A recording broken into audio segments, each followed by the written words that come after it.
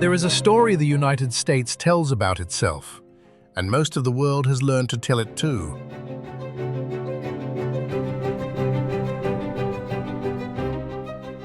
A city on a hill, a chosen nation, a people who walked into an empty continent carrying nothing but ideas and built the most powerful country in human history because they were braver, freer, and more deserving than anyone who came before.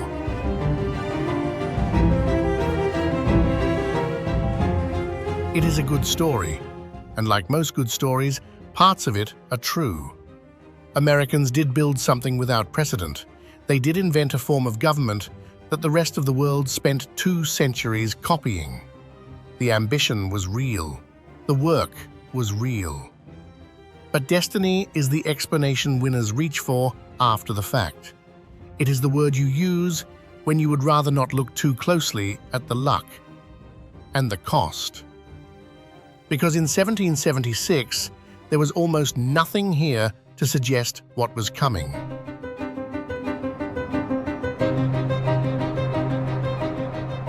"13 colonies clung to the eastern edge of a continent they barely understood. Around 2.5 million people, a third of them enslaved or indentured. No navy worth the name, no treasury, only debt. A loose agreement between farmers and merchants who did not particularly trust one another, fighting the most powerful empire on earth and losing most of the battles.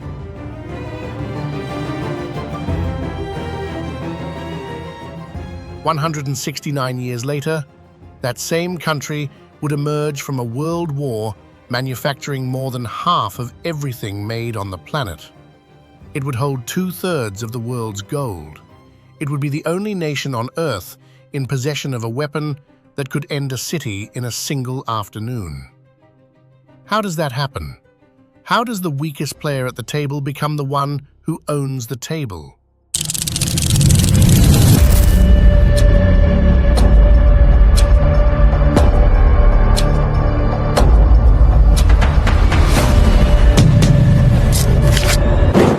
The honest answer is not a flag, and it is not a slogan. It is a river. It is the shape of a coastline. It is a continent that was, by almost any measure, the finest piece of real estate on the face of the planet, and the specific, often brutal, sometimes accidental sequence of events by which one nation came to hold all of it. This is the story of how 13 colonies became a superpower, not the story they tell at the parade, the one underneath it. Start with the ground itself, because the ground was here long before the idea of America, and it will be here long after the argument about American power is settled. Every 13 years and every 17 years, something stirs beneath the forests of the eastern United States. Underground, in the dark, billions of insects have been feeding on tree roots, counting not the years, but the slow pulse of sap rising and falling in the roots above them. They are periodical cicadas, and they exist nowhere else on the planet but here. When the soil, 8 inches down, warms to around 64 degrees, they climb, not by the thousand, by the million, sometimes 1.5 million from a single acre. They molt, they sing a sound you can hear from inside a closed car, they mate, they die, and they vanish back underground for another prime-numbered span of years. The cycles are 13 and 17, both prime numbers, and that is not an accident. A predator that breeds on a 2-year or 3-year cycle can never quite line itself up with a brood that appears only every 17. The math itself is the armor. The great broods almost never overlap. When a 13-year brood and a 17-year brood happen to surface in the same spring, it happens once every 221 years. The last time it occurred before our own century was the year 1803. Hold on to that year, it will come back. In 1803, almost everything that would make this country a giant was still in the future, and one decision was about to double its size.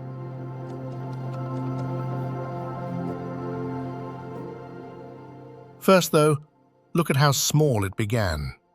In 1776, the United States was a coastal nation. The Atlantic seaboard was its whole world, a strip of farmland and harbor towns pressed between the ocean and a wall of mountains. Boston, Philadelphia, the tobacco lands of the Chesapeake, Jamestown, where the first permanent English settlers had arrived in 1607 and promptly starved through a winter so severe they did not all survive it. These were not the centers of the world. They were the far periphery of someone else's empire, a place you were sent or fled to or were sold into. The colonies imported their manufactured goods, their culture, and their sense of importance from London, 3,000 miles across the sea. And that distance, 3,000 miles of open ocean, turned out to be the first of the gifts. An island, the British were about to learn, cannot easily rule a continent on the far side of an ocean. Every soldier, every musket, every barrel of powder had to cross weeks of water. The same sea that had carried the colonists to the edge of the wilderness now protected them from the empire they were trying to leave. A nation assembled from the very beginning out of people from somewhere else. Remember that, the strength that came from being a place other people arrived at. It matters more than it looks like it does, and it pays off in a factory 160 years from here. But to understand why this particular strip of coast would not stay a strip of coast, you have to go inland, past the mountains, to the thing that made everything else possible. Run your eye down the middle of North America, and you find a river system unlike any other on Earth. The Mississippi gathers the water of nearly half a continent. The Ohio, the Missouri, the Arkansas, the Tennessee, the Red, dozens of navigable tributaries feeding one another until they pour together and run south to the Gulf of Mexico. Combine the inland rivers with the protected coastal waterways behind the barrier islands, and you get something close to 25,000 kilometers of navigable water, more than the rest of the planet's rivers combined. Now understand why that matters, because it is the engine of the whole story. Before railroads, before highways, moving heavy goods over land was punishingly expensive. Moving them on water was almost free. A river is a road that builds and maintains itself. So a farmer in the deep interior, 1,000 miles from any ocean, could load grain onto a barge and float it to the world's markets for a fraction of what it would cost a farmer anywhere else. And this river network happens to run straight through the single largest stretch of farmable land anywhere on the planet, the American Midwest. Temperate, well-watered in the east, dry but fertile in the rain shadow of the Rockies to the west, perfect for wheat, for corn, for soybeans. A region today producing close to a third of the entire world's corn and soy. The breadbasket sits exactly on top of the highway. Cheap food and a cheap way to ship it. Nowhere else did those two things overlap so completely. And once the steamboat arrived, the river ran both ways. Before it, a barge could only drift downstream. Fighting back up against the current was so slow and costly, it was barely worth doing. The steam engine erased that limit in a generation. Now goods, people, and money could climb the Mississippi as easily as they slid down it, and the interior towns, St. Louis, Memphis, Cincinnati, a young Chicago, wired in through the lakes, became seaports 1,000 miles from any sea. A farmer in Iowa was, in the only sense that mattered, closer to the markets of the world than a farmer across much of Europe.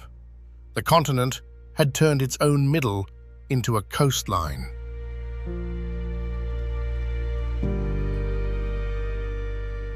Which is why, in 1803, the most important real estate transaction in the country's history had nothing to do with cities and everything to do with controlling the mouth of that river. Whoever held New Orleans held the drain at the bottom of the continent. Every barge, every harvest, every fortune floating downriver had to pass through that one city to reach the sea. When France took control of the Louisiana Territory, an American president understood the danger immediately and made an offer for the port. What he got back was not a port.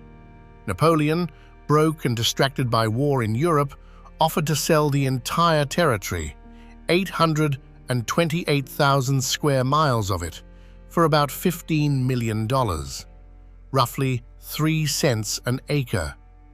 With a single signature, Thomas Jefferson doubled the size of the United States, and he did it for the price of a war he did not have to fight. And here is the man at the center of it. Jefferson had written 27 years earlier that all men are created equal, words that would outlive him by centuries and be carried into every struggle for freedom that followed. He believed them. He also owned more than 600 human beings across his lifetime, and the new land he had just acquired would become, within 2 generations, the ground on which American slavery expanded faster than anywhere on earth. That contradiction is not a footnote. It is the country. Hold it too, the distance between what was written and what was done. The bill for it comes due later in this story, and it comes due in cotton. Beyond the new western boundary lay land the men in Washington had never seen and did not understand. And between them and it stood the first wall, the Appalachians. Today they look gentle, worn down by time into rolling green ridges. But for the first settlers, they were a barrier that held the country against the coast for more than a century. There was one good way through. A notch in the mountains the Shawnee and Cherokee had walked for generations, which settlers came to call the Cumberland Gap. Through that gap, a trickle of farmers and hunters became a flood. Few of them paused to ask the obvious question, the question the whole triumphant story tends to skip. The land beyond the mountains was not empty. It was full. The people pouring west were not discovering a wilderness. They were arriving at someone's home. Getting goods across that wall, though, was the problem that nearly strangled the young economy, until a single piece of engineering rewrote the map. It is one of the more unlikely facts in the country's rise that one of its most decisive victories was a ditch. In 1825, after 8 years of digging, New York completed the Erie Canal, 363 miles of artificial waterway linking the Hudson River to the Great Lakes. It was dug largely by hand, and it did something close to magic to the cost of moving freight. Hauling a ton of goods from Buffalo to New York City had cost around $100 and taken weeks by wagon. The canal cut that to under $10 and a handful of days. Overnight, the entire interior of the continent was wired to the Atlantic. The Great Lakes became an inland sea, feeding the harbor of New York. The city's population exploded. It became the financial capital it remains. And the farmland of the Midwest now had a second door to the ocean, eastward, to go with the river roads south. A hand-dug trench had quietly reorganized the economy of a continent, and the men who dug it had no idea they were laying the foundation of an empire. But every gift in this story has a shadow standing directly behind it, and the cheap, fertile land of the South cast the longest shadow of all. The same warm, well-watered ground that made the Cotton South rich made it monstrous. The invention of the cotton gin in the 1790s turned a difficult crop into the most profitable agricultural product on Earth, and by 1860, raw cotton was the leading export of the United States, more valuable than everything else the country sold abroad put together. It clothed the factories of Britain, it built the banks of the North, it financed the ships and the railroads. And it ran entirely on people who were owned. By 1860, nearly 4 million human beings were held in bondage in the American South, not as a regrettable side feature of the economy, as its foundation. The wealth that helped lift the United States toward the front rank of nations was, in large and undeniable part, wealth extracted from stolen labor on stolen land. This is where the parade story goes quiet, and it should not. The country that would soon call itself the world's great defender of liberty was, at this point in its life, one of the largest slave-holding societies the modern world had produced. The promise Jefferson wrote and the reality Jefferson lived were not slowly converging. For decades, they were moving apart. The ledger from 1803 was coming due, and it would be paid in fire. The contradiction could not hold forever, and in 1861, it broke the country in half.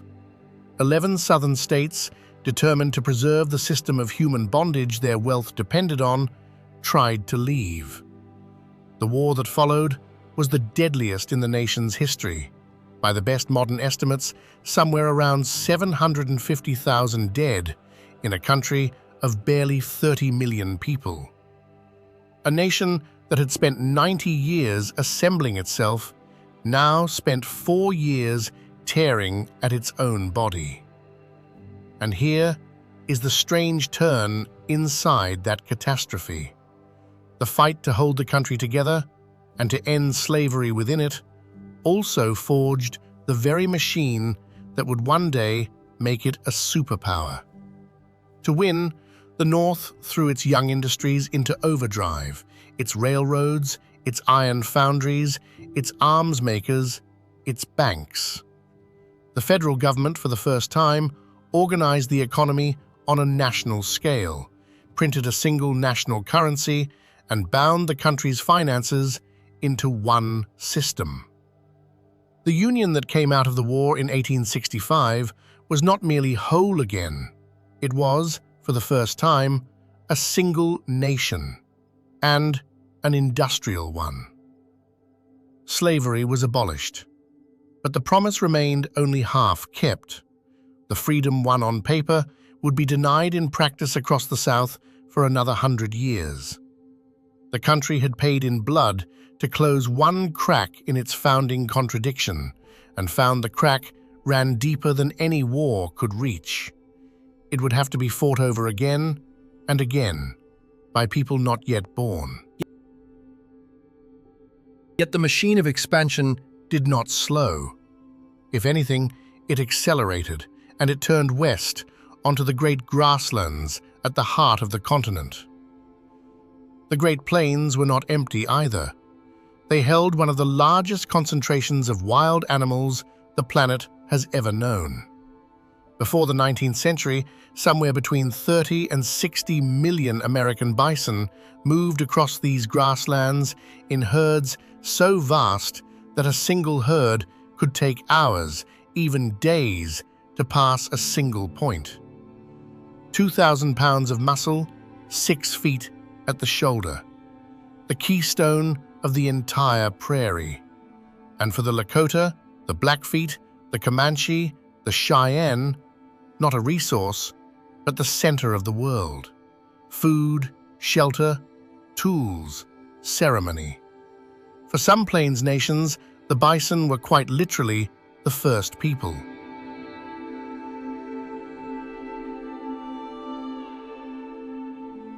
What happened to them next was not an accident of nature. It was policy. The United States Army and the government understood something simple and terrible. The Plains nations could not be subdued as long as the bison ran free, because the bison were what fed them, clothed them, made them independent. So the destruction of the herds became a weapon of war. Market hunters with long-range rifles killed them by the hundreds in a single day, took the hides for industrial leather, and left the carcasses to rot across the grass for 100 miles. The new railroads carried the hides east by the trainload. When a bill came before Congress in 1874 to stop the useless slaughter, President Grant let it die without a signature. The killing was working exactly as intended. And as the bison fell, so did the people who depended on them. In 1838, the machinery of removal had already shown what it would do. December 1838.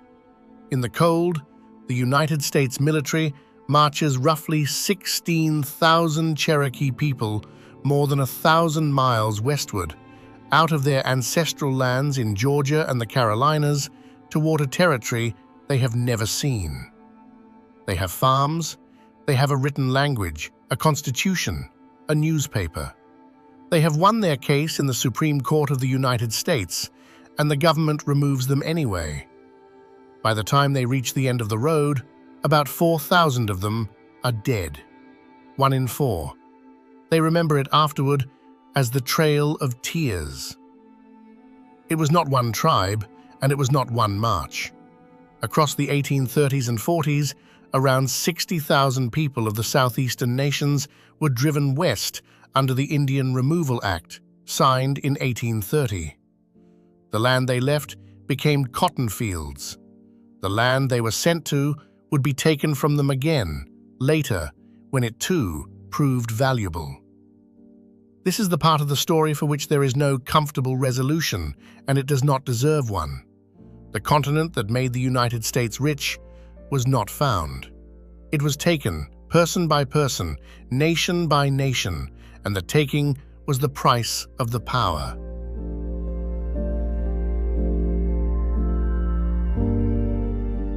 By the late 1880s, the bison, tens of millions of them only a lifetime before, were nearly gone.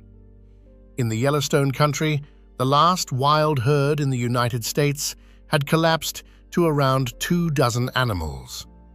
Across the entire continent, fewer than 1,000 survived, scattered in a handful of private herds and remote pockets. One of the largest land mammals in the world, and the most numerous, had been driven to the very edge of nothing in roughly 30 years, one of the fastest collapses of a great animal in recorded history. And then, something turned.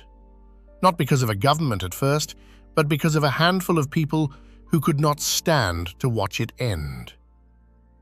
In 1886, a taxidermist named William Temple Hornaday traveled west from the Smithsonian with a grim assignment: to collect specimens of the bison before they disappeared, so that museums would at least have something to remember them by. He found the great herds already gone. He shot his specimens, and the experience changed him completely. The man sent to preserve the dead bison spent the rest of his life fighting to save the living ones. It worked, barely. In 1894, Congress passed a law with real teeth to protect the last wild animals in Yellowstone.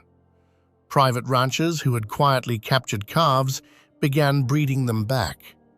The entire modern population of plains bison, every animal alive today, descends from a founding group with an effective size of only around 100 individuals. The species passed through the eye of a needle. Today, there are roughly 500,000 bison in North America. Most are managed like livestock. Only about 30,000 live in true conservation herds, and the wild, genetically pure herd in Yellowstone, descended from those last 24 survivors, numbers a few thousand. In 2016, the United States named the bison its national mammal. The animal it had nearly exterminated as an instrument of conquest became, a century later, a symbol of the country itself. Both of those things are true at once. The country has never quite decided how to hold them together.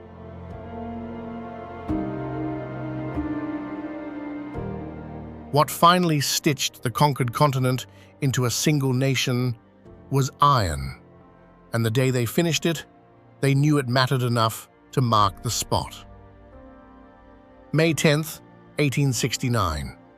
At a windswept place called Promontory Summit in the Utah desert, two railroad lines meet. One has been building eastward from California, the other westward from the Missouri River, much of it laid by Chinese laborers and Irish immigrants doing the most dangerous work for the lowest pay. A ceremonial golden spike is driven into the final tie. A telegraph operator taps out a single word to the waiting country. Done. For the first time, you can travel from the Atlantic to the Pacific in a week instead of half a year. The Transcontinental Railroad turned a collection of distant regions into one market. Goods, people, and information now moved across the whole continent at a speed that would have seemed impossible to the men who once waited weeks for a wagon to cross the Appalachians. The interior was no longer the frontier. It was the heartland, and it was open for business.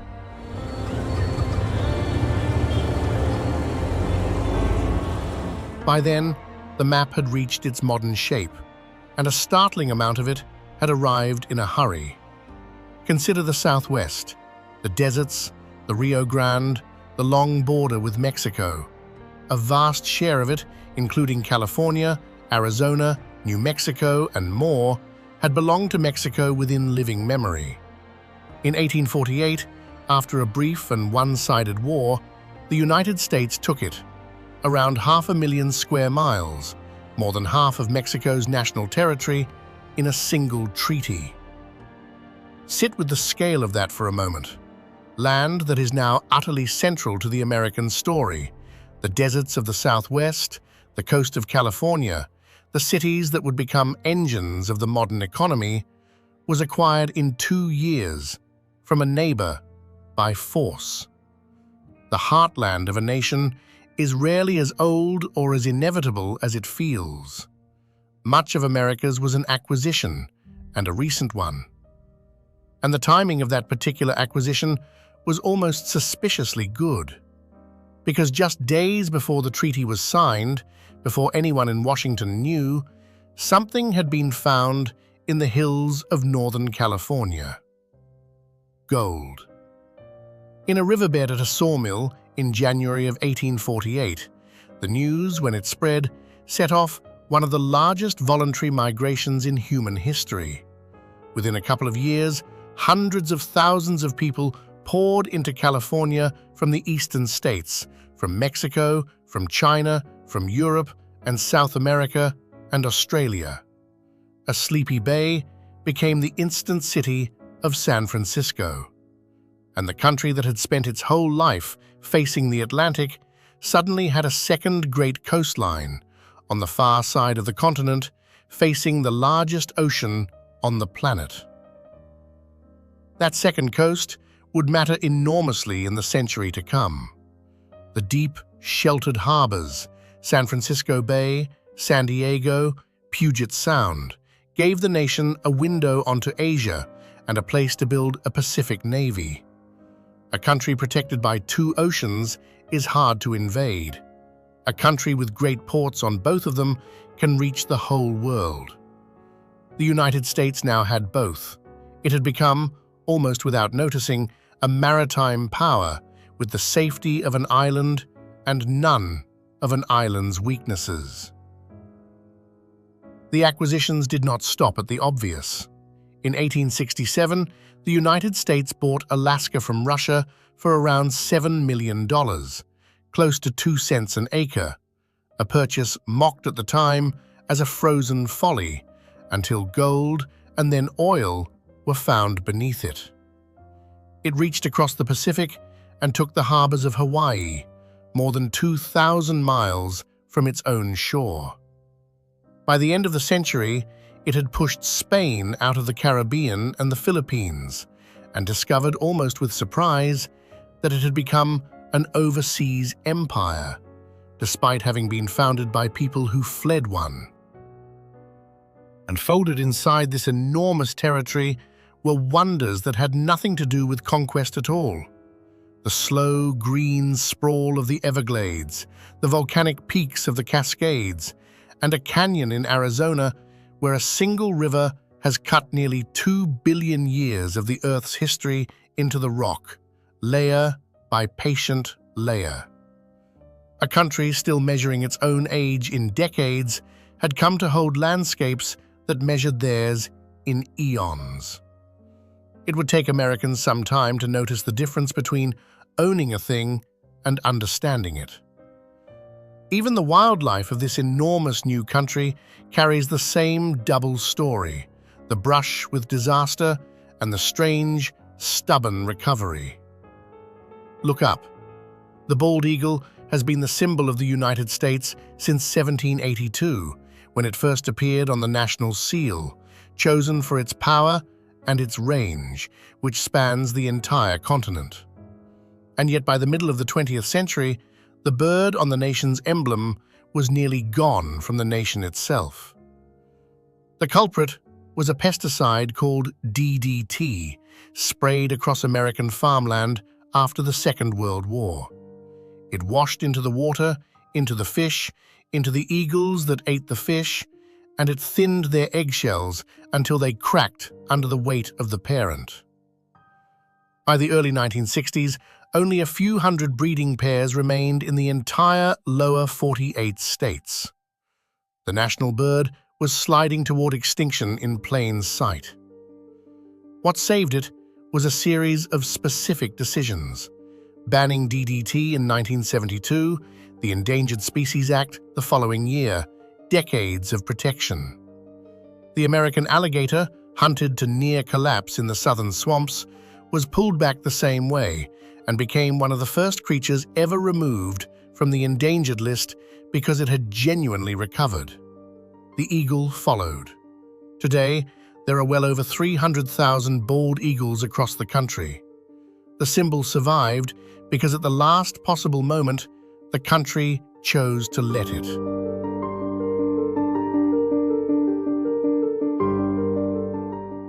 And through all of it, the people kept coming. If geography was the country's body, immigration was its blood, and the volume of it in these decades has no real precedent in history. Between 1892 and 1954, more than 12 million people passed through a single processing station in New York Harbor, Ellis Island, in the shadow of a statue France had given the country as a gift. They came from Italy, from Ireland, from Poland, from Russia, from China, through a separate gate on the Pacific coast. From everywhere, a life had become unlivable or simply too small. Understand what this did to the machine. Every other great power of the age had to grow its workforce one slow generation at a time. The United States imported its, arriving fully grown and desperate to work. The immigrants dug the canals and laid the rails. They poured the steel, staffed the slaughterhouses, ran the textile mills, filled the cities the railroads connected, and the factories the coal and iron fed. They came owning nothing and built the physical country with their hands. And they did not only supply muscle, they supplied minds.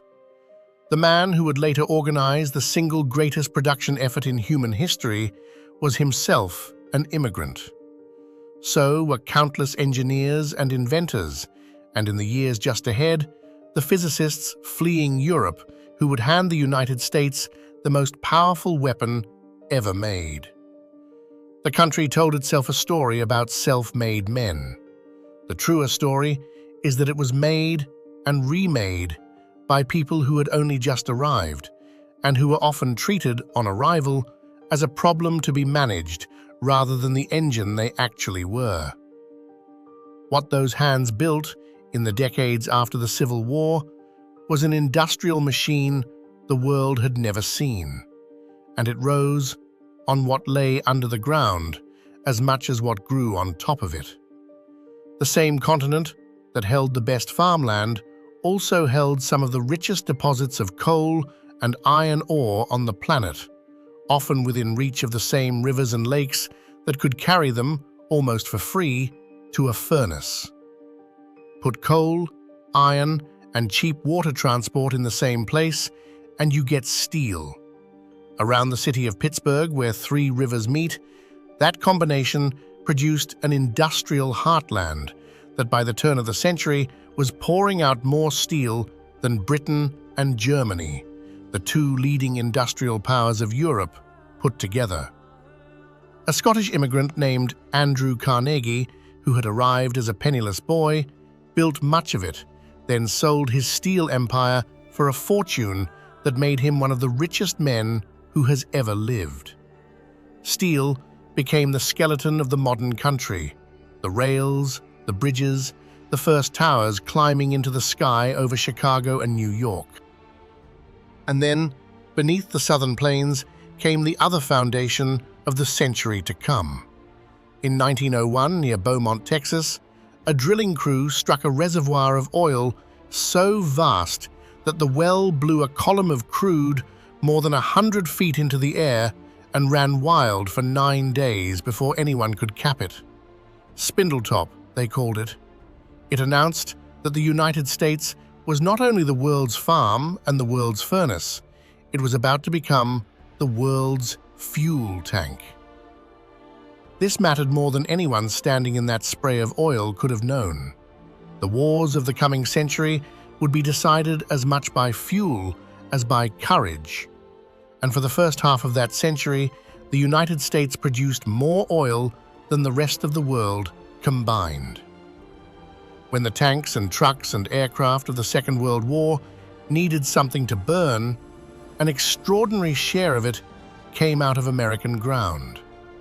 A nation that had begun by floating grain down a river would help settle the fate of the world by pumping oil out of the dirt beneath Texas. The resources were simply there, waiting. One more card in the best hand ever dealt.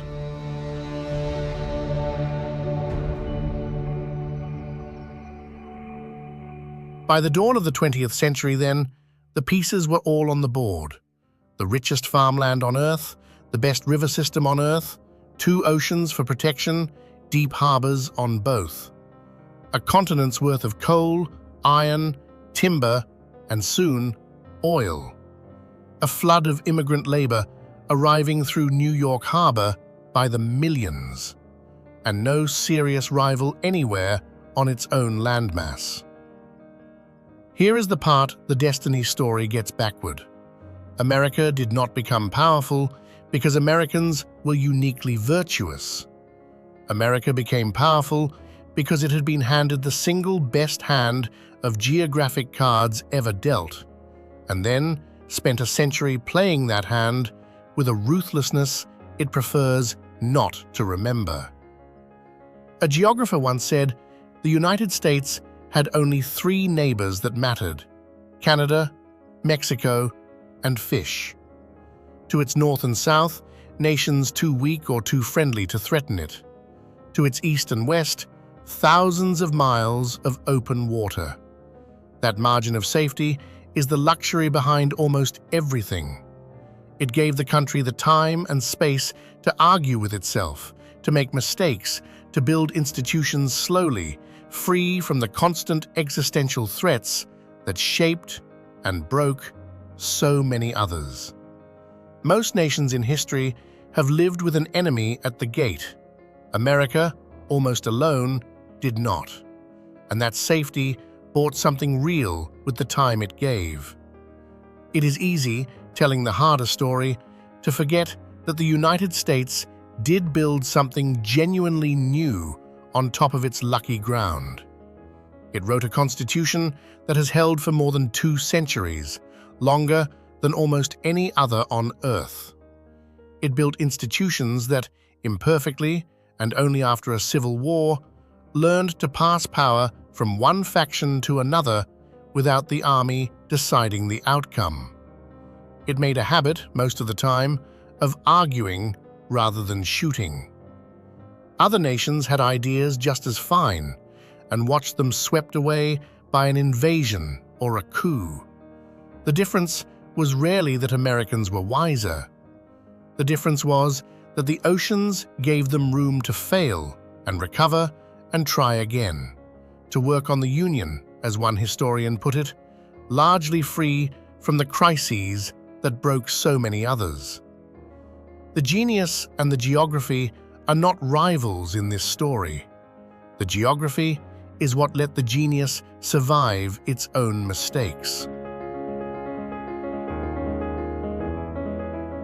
And that safety was about to matter more than at any moment before. Because in the first half of the 20th century, the rest of the great powers of the world were about to do something the United States would never have to do. They were about to tear themselves apart. When the First World War ended in 1918, Europe was bled white. When the Great Depression struck, it weakened everyone. And when the Second World War came, it was fought across the cities, factories, and farmland of Europe and Asia, across Germany, France, Russia, Japan, China. Their industrial heartlands became battlefields. Their cities became rubble. America's did not. The same 2 oceans that had protected 13 colonies from an empire now protected an industrial giant from the most destructive war in history. With one terrible exception, a December morning at Pearl Harbor in 1941, no bombs fell on American factories. No armies crossed American farmland. The arsenal was safe behind the water. And in those years, the latent power that the geography had been building for a century and a half finally became real.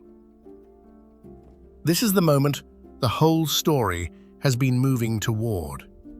This is where the colonies became the superpower, not on a battlefield, but on an assembly line.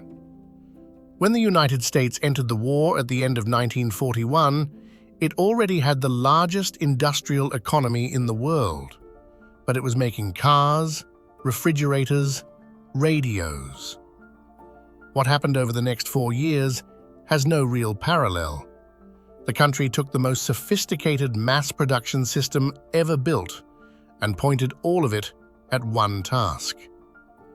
The numbers stop sounding like numbers and start sounding like something else. In 1940, American factories built around 6,000 military aircraft. By 1944, they were building more than 96,000 a year. Over the course of the war, close to 300,000 aircraft. A single factory in Michigan, Ford's Willow Run, the largest building under one roof on the planet, reached a peak of one complete 4-engine bomber rolling off the line every hour. One bomber every hour. A Detroit automaker, asked by the government whether it could build tanks, said yes, and then asked, mildly, where it might go to see one. That company went on to build over 22,000 of them. Across the country, plants that had been making typewriters made machine guns. Companies that had made cash registers made bomb fuses. In 4 years, the United States produced something on the order of 300,000 aircraft, 86,000 tanks, millions of trucks, thousands of ships, and more than 40 billion rounds of ammunition. And it was not only the factories that transformed. The workforce that filled them did too. With millions of men sent overseas, the assembly lines were run increasingly by women, around 6 million of them entering paid work in a few short years, building the bombers and welding the hulls, quietly rewriting what an American worker looked like. Weekly hours climbed. Whole towns sprang up overnight around new plants. An entire society reorganized itself around a single purpose, and real economic output rose by more than 70% in 5 years. All of it happened while not one enemy shell fell on an American factory floor. That is the quiet, decisive asymmetry of the whole war. The other great powers were building their weapons in cities being bombed to rubble, their workers going hungry. The United States built its weapons in perfect safety behind its oceans, growing richer as it armed. The only major power to come out of the war stronger than it went in. And the man who organized much of that miracle had arrived, decades earlier, as an immigrant with almost nothing. William Knudsen was born in Denmark, came to America as a young man, worked his way up through the auto industry until he was running General Motors, and then left that job to direct the nation's wartime production for a government salary of $1 a year. Remember the nation assembled out of people from somewhere else? Here it is, paying off in steel. The arsenal of democracy was built in no small part by the children of immigration the country had spent a century absorbing. The phrase itself, the arsenal of democracy, came from President Roosevelt a year before the country even entered the fight. The idea was that America could win the war without sending the largest army, by sending the largest factory. Through a program called Lend-Lease, the United States supplied its allies, Britain, the Soviet Union, dozens of others, with the tools to keep fighting. The Soviet Union, grinding down the German army in the east, did so partly on hundreds of thousands of American trucks and jeeps. The United States did not just arm itself, it armed the world's resistance. And in a chain of secret laboratories scattered across the country, in Tennessee, in Washington State, in the New Mexico desert, the most ambitious scientific project in history was building something no one had ever built. In August of 1945, the war ended when the United States used it. A single nation now held a weapon that could erase a city, and for a few years, it held that power alone. But the United States did not end the war holding only the largest factory and the most terrible weapon. It ended it holding the pen that would write the rules of whatever came next. In the spring of 1945 in San Francisco, the instant city the gold rush had conjured a century before, delegates from 50 nations gathered to create the United Nations. The financial system of the post-war world had already been drawn up the year before, at Bretton Woods, and built around the American dollar. The order that would shape the rest of the century, its institutions, its currency, its assumptions about how the world should work, was, to a remarkable degree, designed in American rooms, by American hands, on American terms. Power is never only soldiers and steel. It is the ability to decide what the rules will be, and for one brief, singular moment, one nation decided nearly all of them.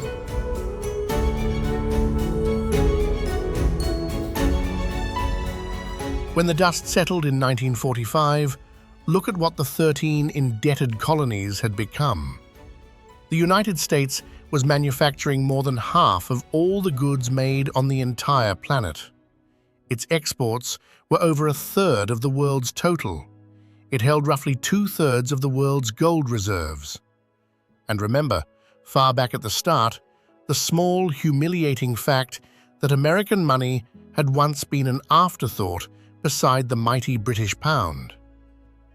At a resort in New Hampshire called Bretton Woods in the summer of 1944, delegates from 44 nations gathered to design the financial system of the world that was coming. They built it around the American dollar. The pound and the dollar had quietly traded places. The currency of the periphery had become the currency of the planet. That is the answer to the question we started with. How did the weakest player become the one who owned the table? Not destiny. A continent of unmatched geography taken at enormous human cost. A position of safety so complete that while the other great powers destroyed one another twice in 30 years, this one sat behind its oceans and built. And a flood of people from everywhere who arrived with nothing and made the machine run. Geography loaded the gun. History and a great deal of ruthlessness and a great deal of luck pulled the trigger. It is worth being honest about the full price of that sentence because the power and the cost were never separate things. The same century that produced the arsenal of democracy produced the Trail of Tears and the auction block and the slaughtered herds rotting across the grass. The wealth and the wreckage came off the same continent by the same hands in the same years. A country can be a genuine refuge and a machine of conquest at once. The United States was both, and the version of the story that keeps only the first half is not really a story. It is a comfort. But here is the thing about geography. It does not take sides, and it does not stay grateful. The same river that built the empire still wants to move. The Mississippi has changed its course many times over the millennia, wandering across its delta like a hose dropped on a lawn. Left alone, it would already have abandoned New Orleans and Baton Rouge and carved a new path to the sea, taking with it the ports and pipelines and refineries that the modern country depends on. The only thing preventing it is a single, enormous concrete structure north of Baton Rouge, where the Army Corps of Engineers fights the river day and night to keep it flowing where the economy needs it. The geography that made the superpower has to be held in place by force against its own nature. It is not a gift that was given once. It is a wrestling match that never ends.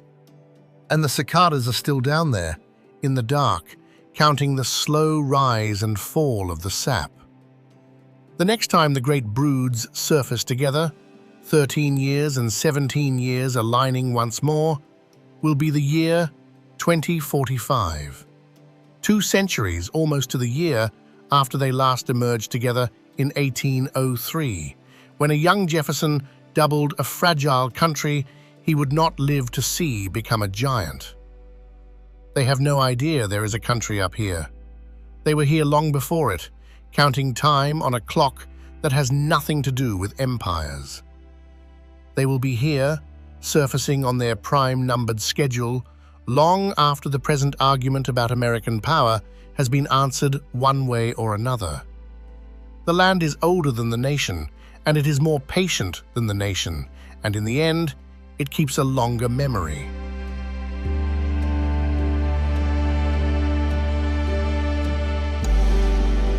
The United States became a superpower because it was handed a continent and had the will to take it, all of it, whatever the cost, to whoever stood in the way. That is the part the parade leaves out, and it is the part that explains everything the parade celebrates. What no one can tell you, not the historians, not the maps, not the rivers, is how long the moment lasts. Empires are not permanent. They are just the part of the story we happen to be standing inside. Whether the country that emerged from that war holds its place for another century, or whether the giant turns out to have been a single, extraordinary, geographically lucky moment in a much longer story, no one can say. But the river keeps pushing against the wall.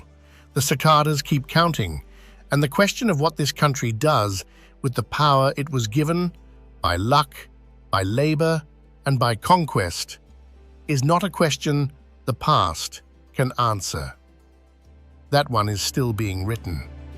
Take a breath, Stay a while. There is more of this place to see.